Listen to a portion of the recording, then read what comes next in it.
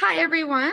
If you have not met me before, my name is Brooke. I am the founder of Rewildology, and the show started in January 2021, and the whole goal is to connect an amazing community of conservationists and rewilders together. And this book club was inspired by having tons of, oh, we have another one. I had a lot of authors on the show, and I'm like, oh my gosh, like, how cool would it be to have a community where all of us can connect directly with these authors that I'm meeting? And so then Katie's a really good friend of mine and an amazing book club moderator, has been in a ton of book clubs, super involved in the conservation community. So we're like, let's do this. Let's launch a book club. So that is the synopsis of how all of this happened. We've had a lot of past guests on and new authors like Ben. Again, hopefully he'll be chiming in here in a little bit. But yeah, so that is a little bit of background of how Rewildology came to be. We have another person. And so Katie, I will turn it to you for further introductions. Yeah, so I'm Katie. Hello. I have done a bit of work in the conservation field for the last 15 years or so, working in different conservation spaces. And my expertise lies in communication, and I'm a big book nerd bookworm. So when Rewildology came to be and I saw that there was an opportunity to kind of bring this to you all, we thought this would be a great opportunity for everybody that enjoys reading to have that extra step added on of being able to discuss it and talk about it, because we're all a little bit nerdy if this is the kind of book club we're joining. We like nature, we like animals, and we like learning about the environments that clearly have a very big role to play. And I was talking to Brooke earlier, if you've joined us at all or have read any of the books that we've kind of selected this year, there's been almost like a theme to them that was not really on purpose, but it's like we've been adding different layers to every book we've been reading, and everything from learning about wolverines and the pathway of wolverines with the book The Way of Wolverines by Douglas Chadwick, and then reading Path of the Puma by Jim Williams, which once again learning about the puma and then their migration patterns. And then, of course, with Crossings, I feel like all three of those books kind of have a bit of interwoven web of learning about the different layers of animal movements. The last book we read for the last book club meeting was all about the rainforest, and we learned about the ways of animals moving in the rainforest as well with Dr. Rosa Espinoza. So it's so fascinating how all of these stories have just kind of built on top of each other, and we've been learning just so much about movement and crossings, really. So I was just curious and figured I'd open up a question to us while we're waiting for Ben to join us. Have you all thought of road ecology before? Is this an entirely new topic to you all that have joined in? Has this book changed the way that you think about roads? I'm just going to throw that question out there. And if you have some thoughts that you'd like to share, feel free to unmute. You don't have to turn on your camera if you would not like to. But I just would like to open that question up to you all. Hi, I'll say something. It's not new. Like, I've heard about road ecology and crossings and what certain areas are trying to do to make a path for animals to safely cross, but I didn't know to this depth, and I'm learning a ton, and I'm only halfway through. So I'm excited to finish the book. But yeah, it's mostly new to me. But I'm not a scientist or a biologist either, so. I think that what's so great about this book is, even though it says on the cover, a Science Friday book club pick, you don't have to be a scientist to read it and understand it. And I've even been recommending this to family members that might not be science people. And I feel like, for me anyway, it's one of those things where while you're driving down the road, you're just, I don't know, encountering a lot of things, a lot of thoughts, a lot of podcasts, maybe like Rewildology. And I feel like there's that red car moment where they say, oh, you know, when you think about a red car, you see many red cars. And after reading this book, the amount of roadkill that I've noticed has like increased exponentially. I sadly saw a coyote on the side of the road. I live in Colorado. So obviously we have lots of roads that are going through lots of ecosystems, but saw a coyote just the other day and was like, oh my gosh, that's so sad. You notice these big things all the time, but now it's like all the small things as well. Anybody else have some initial thoughts that they would like to express? Yeah, so I live in Washington State, and we have the I-90 animal crossing that was, I think, put up in like 2022. So I started getting interested in learning more about that. But one of my big takeaways from the book was, and I guess the thing that I've learned and tell everybody about is like the speed limits. Like animals can they can kind of safely cross if they're used to 60 miles per hour. But if you're going 65, 70, like that creates a huge impact. And so I no longer speed because of this book. So my insurance company thanks me for that as well, and my husband. That's such a great perspective, Becky, and something that it's like we often think about time being money and like, oh, I have to get from this place to this place really, really quickly. But you're so right. Learning about this and learning about the speed limits, and they're there for a reason. And because sometimes you're like, this is a wide open road. Why is it 30 miles an hour or something like that? It's like, oh, right. We share this planet with a lot of other animals. Anyone else have some initial thoughts? Yeah, hi, this is Amy. I'm not a scientist or a biologist either, but I've actually worked in wildlife conservation for over 20 years now. And so really became interested in the topic broadly because I was on a project where we started working on a wildlife overpass on I-70 here in Colorado. And that's not, I mean, even if you're not in Colorado, that's a highway you might be familiar with because it goes coast to coast. But in Colorado, it really kind of acts as a Berlin Wall, bisecting like northern Colorado from southern Colorado. So that was over a decade ago now that I was working on that. And it's just really interesting to see the progress that different states have made in that time. Thank you so much, Amy, for sharing. And it looks like Ben's popped in the call. Hi, Ben. Welcome in. I'm Katie. I'm the book club moderator. And of course, you know Brooke. Oh, you're muted. We're Thanks for your patience. Sorry, I'm a few minutes late here. all good. Well, We were having a really nice chit chat about how road ecology is something that some of us have not thought about, and then some of us have. And we were talking a bit about our experiences with roads and how your book has shaped our perspective on roads, which we're really going to get into and ask you lots of questions about. oh, good. And how we're noticing more roadkill and all kinds of things. So we were just kind of opening up the floor to just hear about our initial thoughts and experiences prior to reading your book.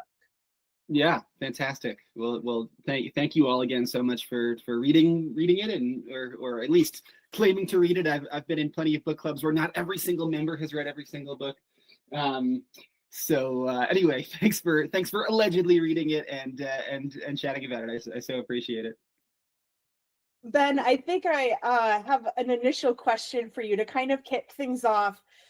Road ecology is so interesting. How did you come to find this to be what you wanted to write about? Was there a moment where you realized that roads would be like a big force in shaping wildlife?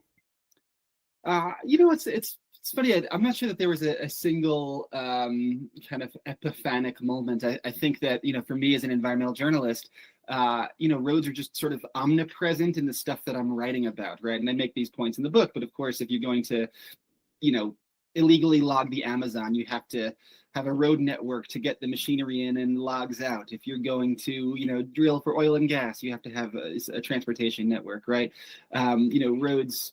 My dumb little pun in the book is that roads are the roots of all evil, right? ROUTES. And so in a sense, they facilitate all other forms of environmental degradation and land use change and conservation issues. And so, for me, as somebody who's writing about all of these different issues, roads just kind of kept like not exactly bubbling up, but they were always in the background. They were always kind of the subtext. And eventually it just seemed like, maybe they should be front and center insofar as they're, really the kind of these forces of transformation that are responsible for all other forms of degradation. Thanks for sharing your thoughts on that. In the process of writing Crossings, was there a part of writing it that was like the hardest on you, like emotionally or intellectually? Oh man, that's a good question. I mean, it's funny. I feel like the hardest part was actually the book tour in some ways. I gave all of these talks afterwards, and like when you're writing the book, you're sort of like you're caught up in it and you're excited by everything you're learning and you're meeting all of these new people, and it's it's really wonderful. And then the book tour, you're just giving you're giving the same talk, and I was like, we're sort of every single night I would go to a different bookstore or a library or whatever, and I would recite the same kind of grim roadkill statistics, and it was just this endless march of I mean, just like having to talk about it every night was somehow harder than writing about it. I also like committed some roadkill myself during the book tour, I'm ashamed to say. And so I was just like, I'm out here driving around, perpetuating the exact same dynamics that I talk about in the book. What a hypocrite. So I think it was a combination of, of having to talk about this really sad issue every night with people who kind of shared and held that sadness. And also in between those stops, actually, again, perpetuating the very problem that I was writing about, driving thousands of miles to talk about my book about the ills of driving. Wow, that is so interesting to hear, because you're right. When you're having to say the same thing over and over and over again, it's like top of mind and in front of your face. And yeah, oh my goodness. So it sounds hard. No, I think that part of it was also like hearing other people's roadkill stories, right? Everybody has one, of course, oftentimes many, but like I'd go do these talks and I'd meet people and they would tell me, about all of their own tragedies, and having to kind of hold that was tough sometimes. Yeah, I can imagine so. Well, I would like to open it up to the floor. I know we have a lot of lovely people in the call that are here and they're eager to talk to you. Eager, yeah, actually, I see Colin, who I last saw by the San Pedro River in Arizona. What's up, man?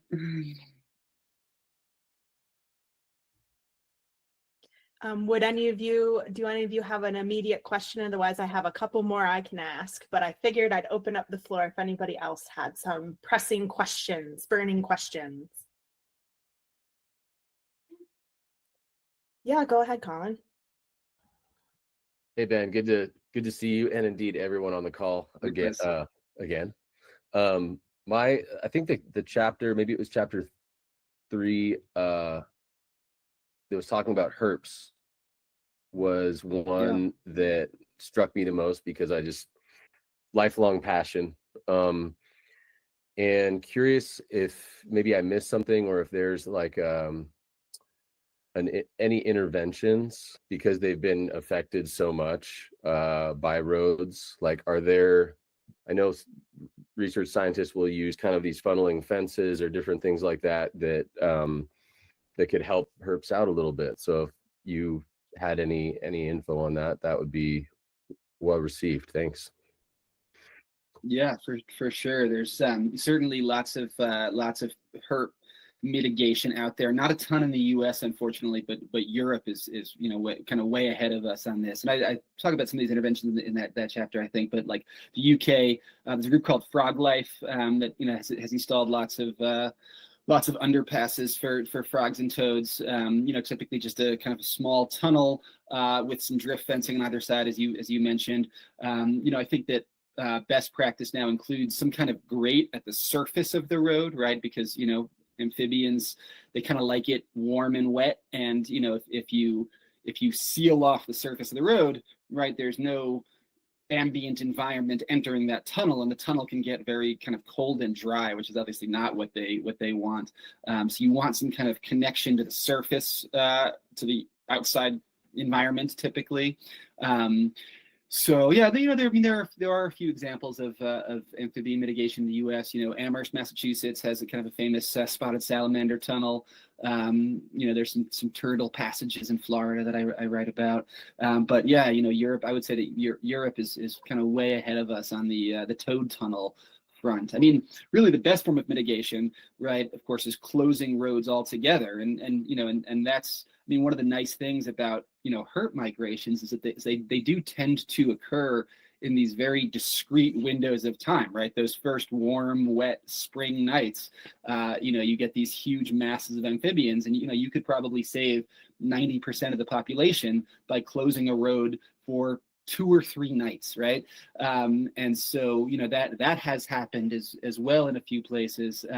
Marquette, Michigan is the best example I can think of off the top of my head, where they've got a couple of roads that they close for I forget what species of salamander, but they've got seasonal closures for salamander migration in Michigan.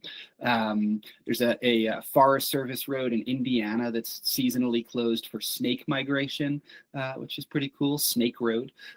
So that's kind of what I dream of, is a future in which we're actually closing some of these roads seasonally.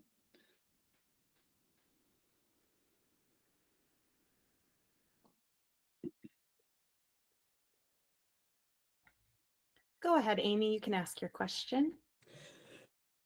Thank you. Hi, Ben. I saw your post on Instagram the other day about your Venn diagram, about your 3 books Yeah. and culverts being at the center.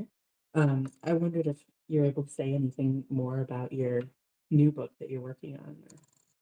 Or not. Yeah, certainly.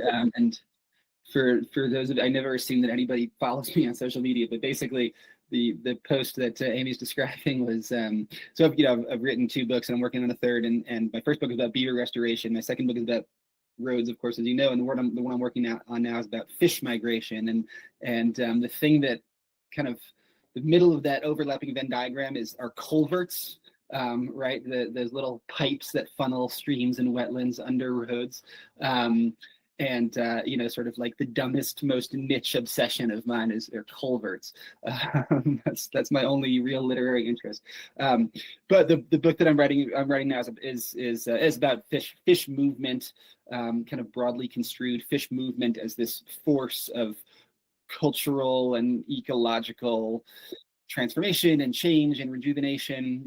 Kind of a true keystone process, the movement of salmon and herring and sturgeon and eels and all of these other incredible migratory fish.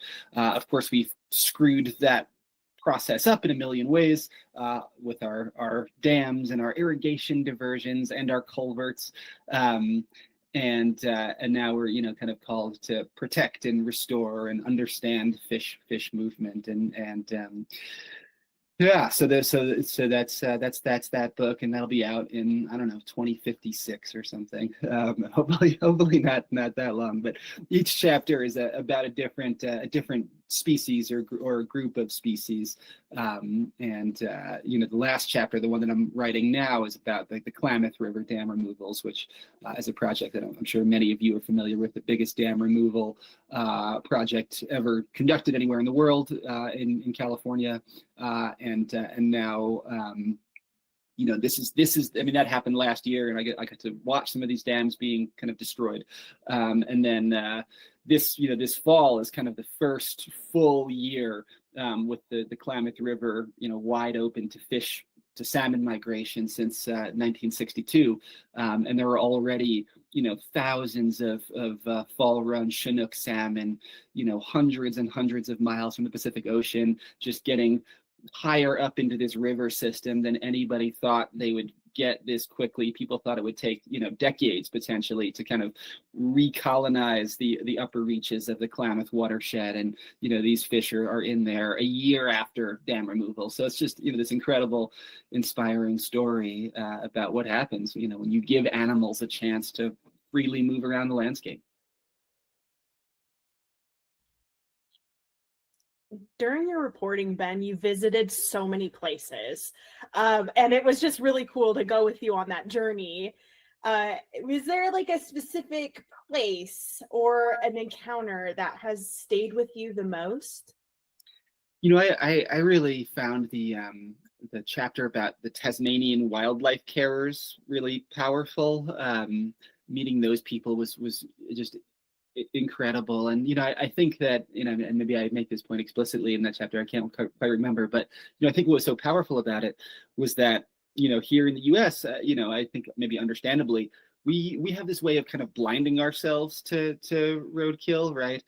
You know, I mean, that's been, you know, one of the hard parts about writing this book and thinking about it for the last couple of years since the book came out, you know, is just like now you just sort of see everything, right? You notice everything, you know, every dead bird and frog and squirrel, and you know, and I've gotten, you know, so many emails from readers basically saying like, hey, thanks a lot, you know, ruined my road trip. Right now I see all of that roadkill too, and it's, you know, it's miserable, and so I think, you know, understandably we you know, we blind ourselves to it, because if you noticed all of that, you know, that death and violence, you know, it's yeah, it's hard to drive around out there, and so, you know, we turn away from it, I think, again, understandably, whereas, you know, in Australia and in Tasmania in particular, which has the highest roadkill rates on Earth, you know, there's this amazing culture and community of hundreds and hundreds of people who go out looking for roadkill, because as I talk about in the chapter, you know, they have, of course, all of these marsupials,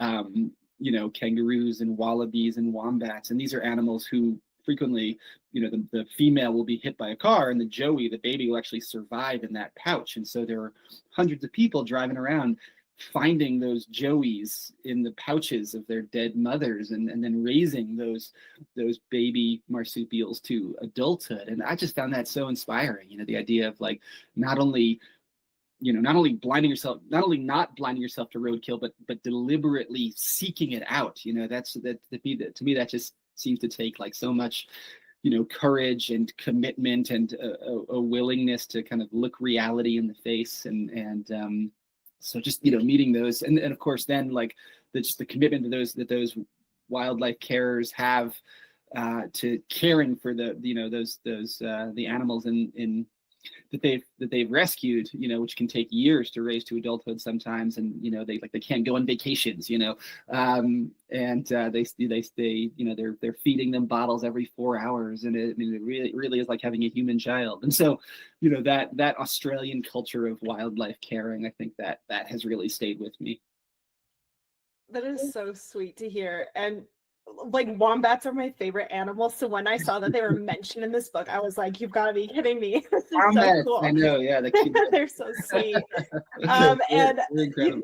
it is one of those things too, when you travel somewhere like Australia. I don't know about you, but like I pulled out of my car and like took photos with every single wildlife crossing sign that I possibly could. So I need to know, do you just have like a wall of like cool animal crossing signs, or like a photo album of you just posing with really cool animal crossing signs? Yeah, I definitely do have I have a, you know, a little like iPhone album of interesting road ecology sightings that certainly include some wildlife crossings. You know, like in Brazil, I saw one for a golden lion tamarin crossing. That was like my favorite. You know, the coolest one. That is awesome.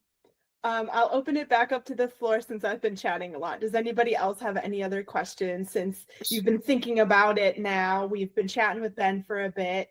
Anyone else have a question that they'd like to ask? Brooke, I know you have a question. Do you want to ask your question? Of course I do. Everyone, don't be shy. Please open this open discussion area.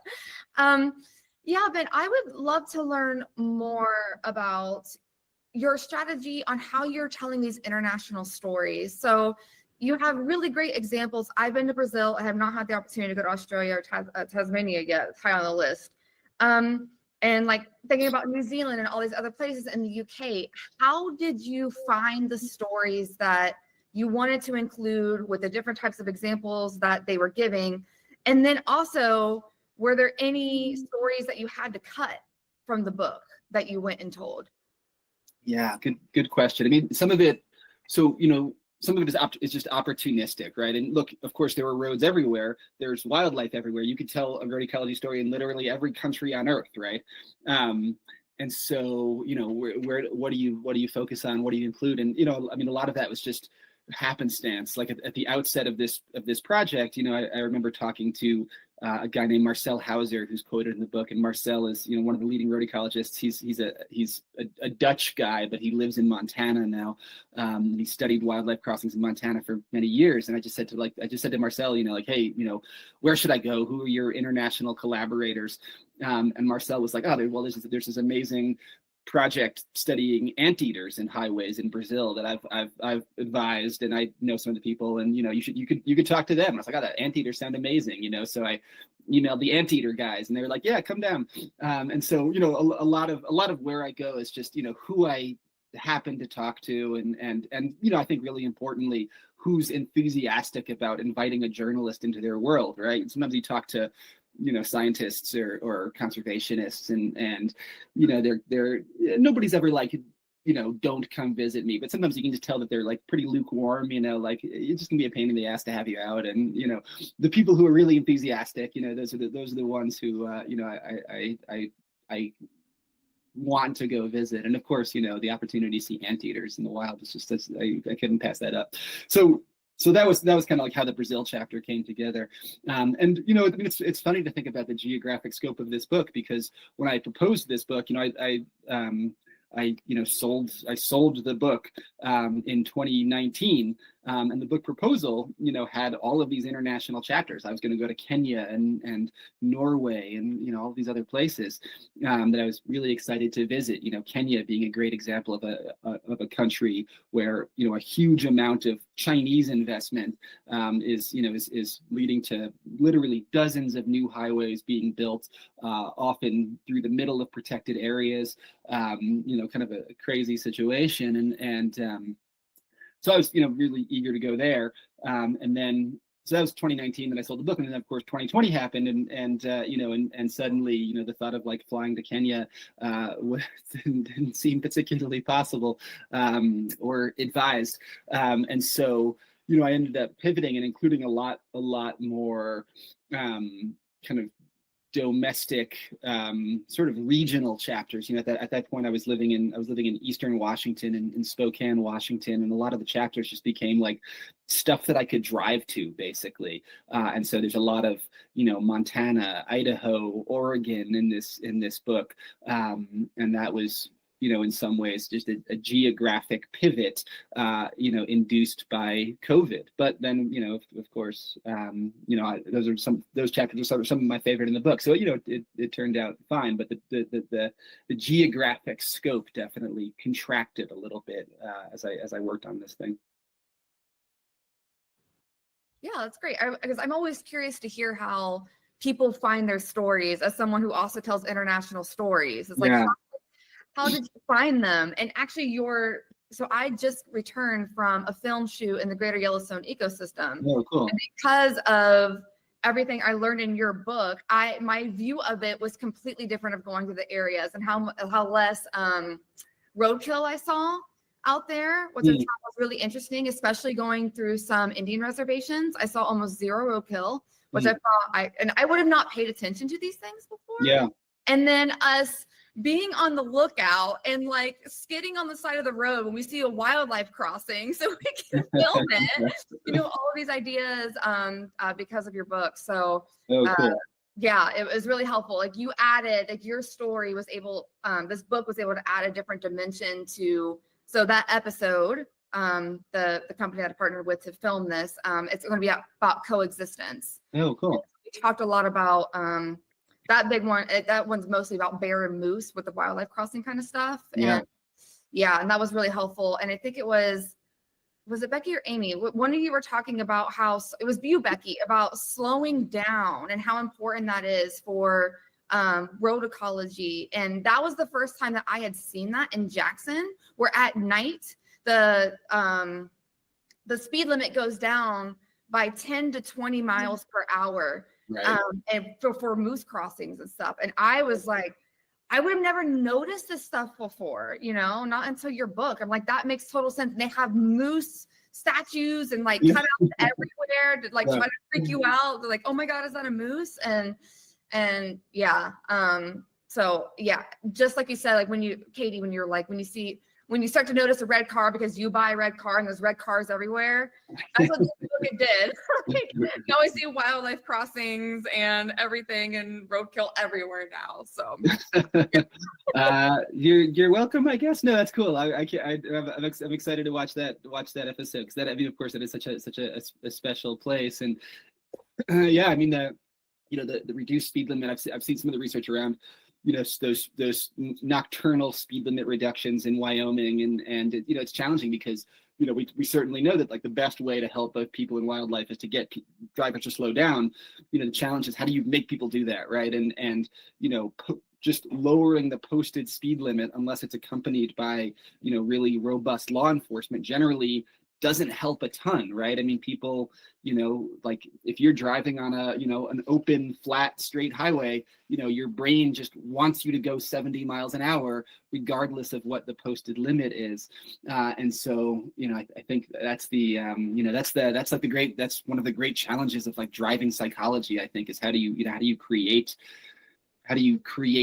infrastructural systems that get people to drive at a reasonable speed, because in the US we just have all of these giant highways that are meant to be driven at 70 miles an hour on, and lowering, like in the book I talk about the idea of lowering design speeds, right? Creating roads that are intentionally engineered to have a little bit of sinuosity, for example, because of course you drive slower on a curvy road than a straight one. And then when you're in Yellowstone National Park proper, those park roads do tend to have lower design speeds, right? People still drive too fast in the park, but they're driving 55, not 75, and so those park roads do tend to be a little bit more harmonious with nature, I think, than like I-90.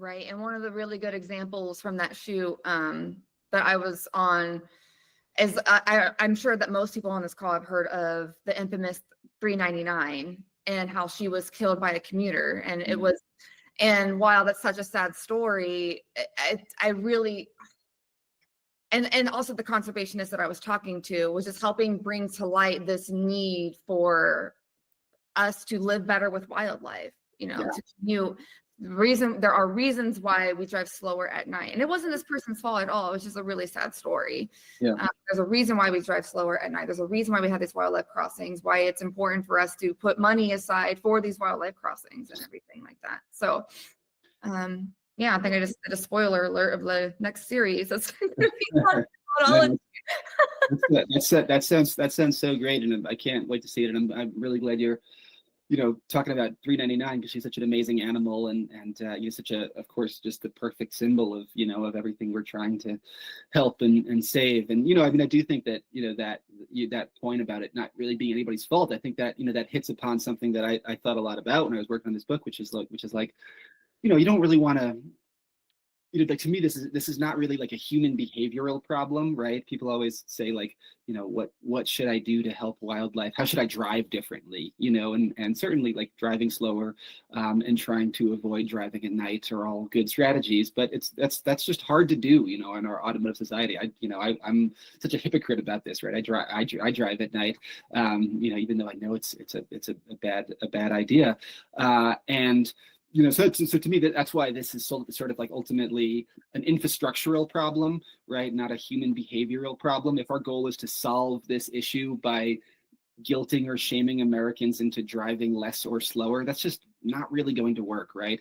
And so, as you say, investing in actually modifying the infrastructure itself, I think, is the solution here. It's sort of like in the book, I think I analogize it to climate change, right? Where, like, 10 years ago, all of the green groups were saying, change your light bulbs. And then over time, recognized that first, that's not going to solve the problem. And second, you just kind of sound like a scold, and you turn people off a little bit. And really, the answer, I think, is just massively, building out rooftop solar and other forms of renewables, right? So it's an infrastructural problem, not necessarily an individual behavioral problem. And I think that that road ecology is kind of a similar dynamic.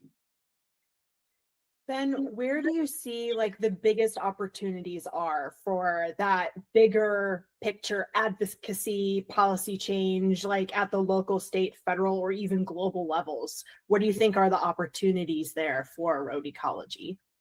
Yeah, you know, I mean, two that I'll say. I mean, first, like, you know, there is, you know, there's certainly a important local dynamic, right? And that's the story of a lot of the wildlife crossings in Jackson.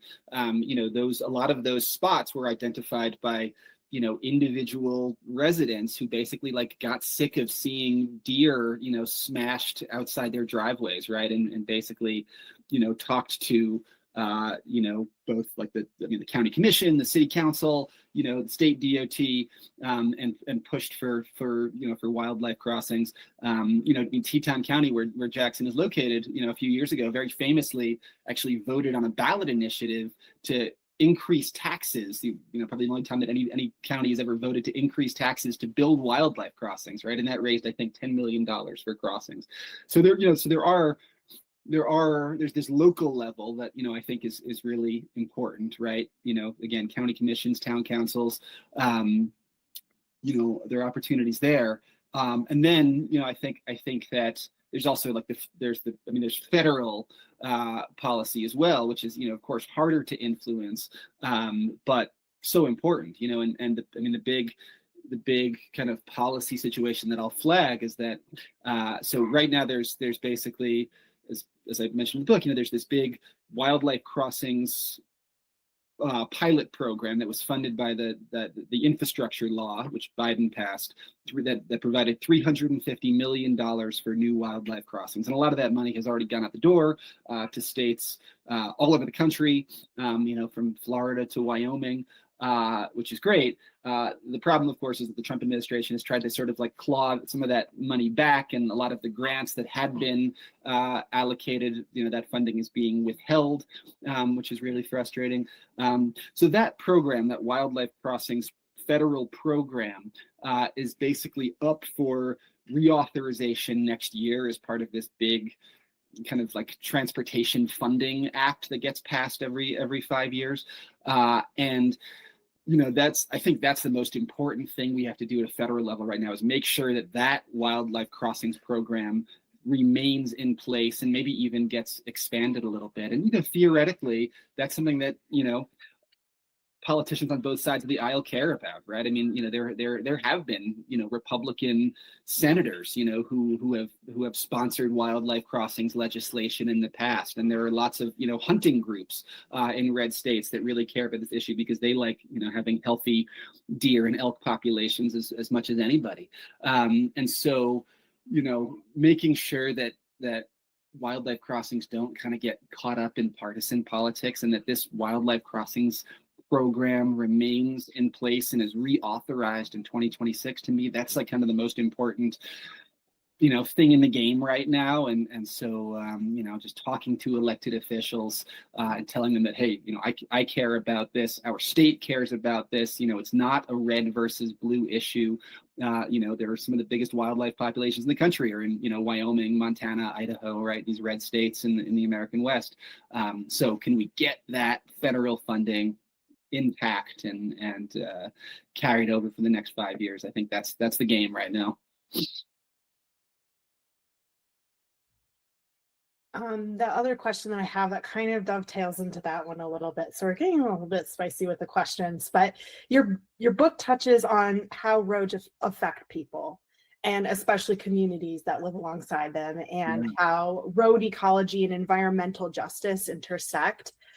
What made you decide to choose that to add into your book, and what is the hope for the outcome of the people that read that chapter? Yeah, it's a good question. And, you know, I mean, for that last chapter of the book about Syracuse and the fight to demolish, you know, the I-81 viaduct that runs through the city's Black community. I mean, you know, it's that a lot of credit goes to my editor at Norton, this guy Matt, who, you know, basically at the outset of this book said, you know, because I didn't have that chapter in my proposal. You know, he said when Norton, you know, bought the book, he said, hey, this is, you know, we love this idea, but, you know, I think you need one chapter at the end about roads and human communities to kind of make it, to bring it all home for the reader, and his point that I think was really smart and right is that, if you can, can you show how roads affect our own species in ways that are analogous to the ways they affect deer and mountain lions and turtles and so on, and in that way kind of help develop that empathy for other species. And so that, so he didn't have any suggestions about where to cite that chapter. He just said, I think we need one chapter about human communities and how they've been impacted by highways. So I just kind of like cast around, looking for places to kind of situate that story on the ground, and Syracuse came up right away, in part because I'm from New York State, and knew Syracuse a little bit, and also because it was this site, the city where the conversation around the future of this highway was very active, and so yeah, that was that was a kind of a scary chapter for me in some ways, in that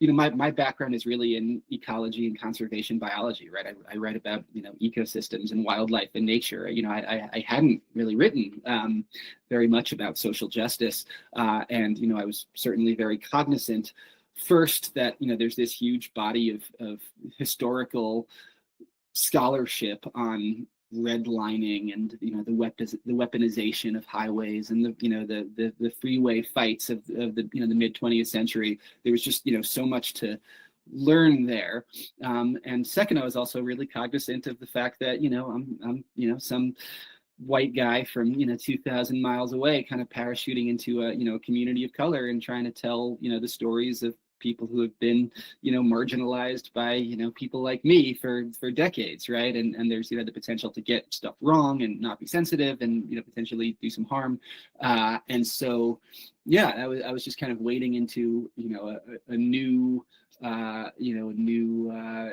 realm of research and reporting and writing, new for me, and I was definitely worried about that, and spent a lot of time talking to sources and having other people read that chapter to make sure I wasn't committing any injustices myself, and ultimately it was very gratifying that I think a lot of people seized on that chapter as really important. Like the New York Times had a really nice review of the book that focused on that chapter.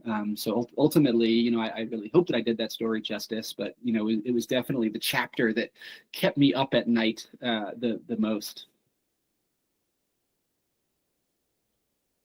Thanks for sharing your perspective on it. It's always interesting reading a book and seeing how many ways you can look at an issue.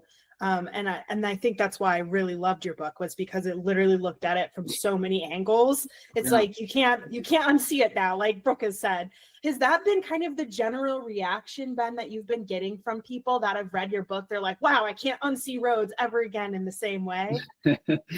Yeah, I think that that's certainly a common reaction. I mean, I think I've really been inspired by how many people have used it in some way as a resource to achieve concrete, no pun intended, change. I heard from a biologist at a state park in California recently who was like, hey, I read the book and I was motivated to help install all of these frog crossings in our park, under our roads. I heard from a reader somewhere in upstate New York, who read it and sort of used it as a resource in this campaign to lower speed limits, all over her community. There have been a bunch of little actions like that. Not little actions, but sort of discrete, isolated actions scattered all over the place. I hear frequently from from sort of officials or biologists at state, DOTs or state fish and wildlife agencies, saying, hey, we're using this book in our conversations around, creating wildlife corridors and crossings. And so, I do think it's finding its way into the hands of, of readers who can really use it. I mean, I think that whenever all of my writing, I kind of think about there being two audiences. There's the lay general public, sort of environmentally passionate, curious people who are predisposed to care about what I'm writing about, but aren't necessarily, experts in the field. And my goal is to write something, engaging and informative that can inspire them to care about the issue and see the world in a different way. But I'm also writing, then like 10% of the readers are, like biologists for the Colorado Department of Transportation, who can actually, use the book in some kind of, operational way. And so the goal is to sort of be engaging enough for the larger general audience while still being technically sophisticated and accurate enough to be credible for the, the smaller expert audience. And that's the line I'm trying to walk. And, I think one other thing I'll say about, why I think that, my books are, I hope, helpful, and why I think, like my type, like environmental nonfiction in general, I think is helpful, is that, they can kind of serve as these books can kind of serve as these connectors of people, right? And I hear that a lot too, where, somebody from California will contact me and say, hey, I didn't know that they were doing that, down in Florida for turtles. What a cool idea. And I just talked to those folks, and we're going to do something similar, here, and like that sort of thing. That happened a lot with my beaver book too, where I think it helped to serve as this like giant beaver LinkedIn, where people who didn't know that other people, were fighting this common fight together, were able to kind of network around it and say, hey, I read about you and that guy's book, and I want to help you. And so that ability to kind of connect people through books, I think that's a really important function that this sort of writing plays. Yeah, I have to wholeheartedly agree with you on that. The books connect us. It's why we're all here right now. Yeah.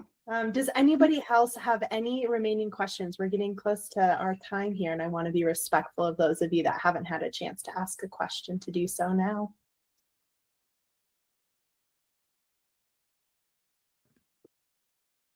Go ahead, Floyd. Yes, that's what I mean. It was just a terrific read, and Thanks.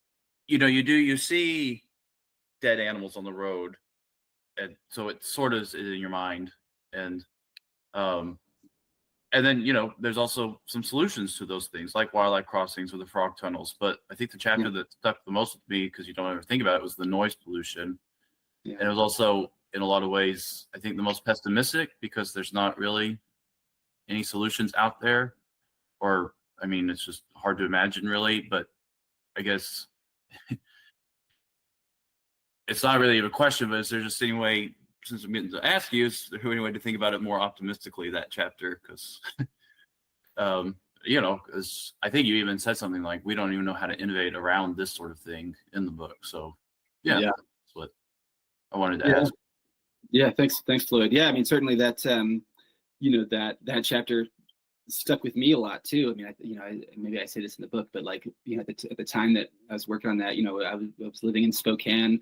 My wife and I were, and we were living close to I-90 on this busy arterial road, and we could hear, both the kind of the omnipresent hiss of the interstate, and then also like the sporadic, roar of these individual cars tearing by our house. And it was just like, then you read literature around noise pollution, you're like, holy shit, this is like killing us, right?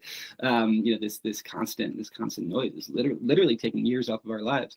And so when we moved to Colorado, I think we deliberately sought out, kind of a quiet street and a quiet neighborhood for precisely that reason. But you're right that there aren't, there certainly are not fixes that are going to solve that problem altogether. I mean, I guess I would say a couple of things. First, of course, the electrification of vehicles, is already reducing noise pollution. Certainly, in communities, that's very helpful. As I'd say in the book, at lower speeds, below 35 miles an hour, so I think is around the cutoff, 35 to 45. Most of the noise you hear from vehicles is engine noise at lower speeds. And then when you hear, at highway speeds, most of the noise you hear is actually tire noise, right? So, so engines, of course, the electrification of vehicles is going to result in quieter neighborhoods theoretically. And tire technology has also improved a lot over time. Tires have actually have gotten quieter, over the last several decades. There's no way to make them totally silent, though, obviously. And based on what I've read, we've sort of like reached the upper limit of how quiet tires can be at highway speed. So I'm not sure that problem's going to get a whole lot better. I mean, I think that like the solution you could imagine is actually at the pavement level, right? There's that Europe actually has in many cities basically quiet pavements that essentially absorb and dampen tire noise. So if you're looking for a technological solution, I actually think that if quiet pavement, if costs for that can kind of decrease as the technology improves and becomes more standard, you could imagine that. There have been a few American national parks that have used quiet pavement. Death Valley comes to mind as one place that kind of played with it. So I'd love to see quiet pavement actually become the norm. Maybe not on I-80, but maybe in communities and in protected areas, national parks. I'd love to see pavement technology improve. Thank you so much for that. And thank you, Floyd, for that question. We are getting really close to wrapping up our time here. So I'm going to end our questions here. And I want to just thank each and every one of you for spending a Saturday morning with us. I know your Saturdays could be spent out hiking. Ben, you're like here in Colorado, just like me. The day is young. The day is young. There's still time for all of us over here in the US anyway. But I just want to thank you all for sharing your questions, Ben, for answering those questions with just your passion and your insight. Your book was literally quite moving, pun intended in all a sense of the word. But there was one quote that you wrote, and my jaw dropped when I heard it, and it's just like, it stuck with me ever since. And it's this quote, you wrote this: "We expect individuals to bear the weight of societal failure, and then we celebrate their resolve."